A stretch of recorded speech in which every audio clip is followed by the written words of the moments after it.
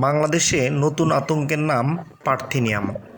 বিষাক্ত এই আগাছা বা পরগাছা বা উদ্ভিদ মানবদেহের জন্য মারাত্মক ক্ষতিকর, গবাদি পশুর জন্য প্রাণঘাতী।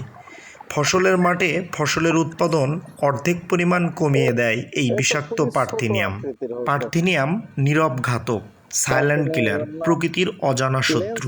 যে অনেকটা দেখতে ধনিয়ার পাতা খাজরের পাতার মতো, এটাই হচ্ছে পার্থেনিয়াম।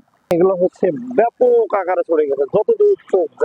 প্রকৃতির এই অজানা শত্রু বা মৃত্যুদূত পার্থেনিয়াম সম্পর্কে আমাদের এখনই সচেতন হতে হবে এবং পার্থেনিয়ামের বংশবিস্তার রোধে আমাদের কার্যকরী ব্যবস্থা গ্রহণ করতে হবে। পার্থেনিয়ামের বিষক্রিয়া আমাদের মানব স্বাস্থ্য এবং পরিবেশের জন্য মারাত্মক হুমকি। কথা বলছি বগুড়া শহরের অদূরে প্রাচীন বাংলার রাজধানী মহাস্থানগড় থেকে 500 মিটার দক্ষিণে ঢাকা রংপুর মহাসড়কের পাশে।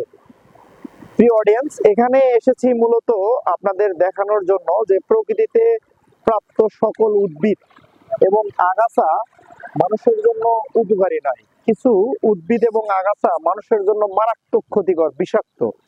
এই বিষাক্ত পার্থেনিয়াম গাছ দেখানোর জন্য। প্রিয় অডিয়েন্স, ভিডিওতে আপনারা যে গাছগুলো দেখতে পাচ্ছেন এই মহাসড়কের পাশে, এগুলোই হচ্ছে বিষাক্ত পার্থেনিয়াম। এই পার্থেনিয়াম গাছ আমাদের উপমহাদেশের গাছ নয়, এটা প্রথমে মেক্সিকো থেকে আমাদের দেশে এসেছে। প্রিয় অডিয়েন্স, মেক্সিকো থেকে ভারতীয় উপমহাদেশে যখন খাদ্যদ্রব্য, বিশেষ করে গম, ভুট্টা আমদানি করা হয়, তখন এই খাদ্যদ্রব্য বা অন্যান্য খাদ্যদ্রব্যের মাধ্যমে প্রথমে এই পার্থেনিয়াম গাছ উপমহাদেশে এসে আমাদের উপমহাদেশে এসে আবাস গ্রহণ এবং পরবর্তীতে ভারত, নেপাল, চীন হয়ে বাংলাদেশে প্রায় সর্বত্র ছড়িয়ে পড়েছে। এই পার্থেনিয়াম গাছ খুবই বিষাক্ত। মানুষের সংস্পর্শে আসে তাহলে মানুষের শরীরে প্রথমে লাল দাগ পড়ে, সেখানে জ্বালা পোড়া, ডার্মাটাইটিস, ব্রনকাইটিস, এমনকি সেখানে ক্যান্সার পর্যন্ত রোগ হতে পারে। এবং এই গাছটা যদি কোনো গবাদি পশু, বিশেষ করে গরু, মহিষ, ছাগল ভক্ষণ করে, তাহলে বেশি পরিমাণ ভক্ষণ করলে সেই গরু, সেই গবাদি পশু জ্বর আক্রান্ত হবে, বিভিন্ন ধরনের রোগের উপসর্গ দেখাবে এবং ফাইনালি সেই গবাদি পশুটি মারা যাওয়ার আশঙ্কা রয়েছে।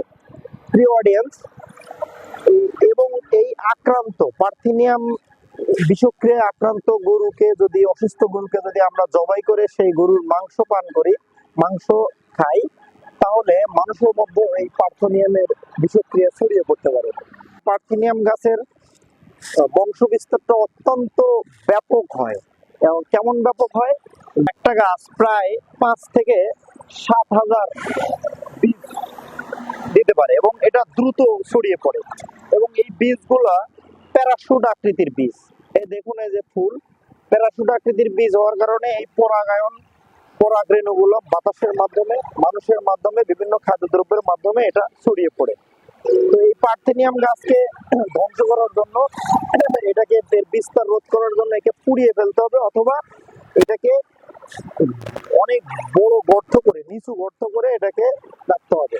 তো এই পার্থেনিয়ামকে ধ্বংস করার জন্য আমি প্রশাসনের প্রতি দৃষ্টি আকর্ষণ করছি যে এই ছড়িয়ে পড়া এই বিষাক্ত, এই মৃত্যুদূত এই পার্থেনিয়াম এখনই ধ্বংস বিস্তার রোধে আমাদের কার্যকরী পদক্ষেপ নিতে হবে এবং আমাদেরকে সচেতন থাকতে হবে যেন আমাদের এই গাছ আমাদের সংস্পর্শে না আসে এবং আমাদের গবাদি পশু যেন এটা না খায়। এই বিষয়ে আমাদেরকে সচেতন থাকতে হবে।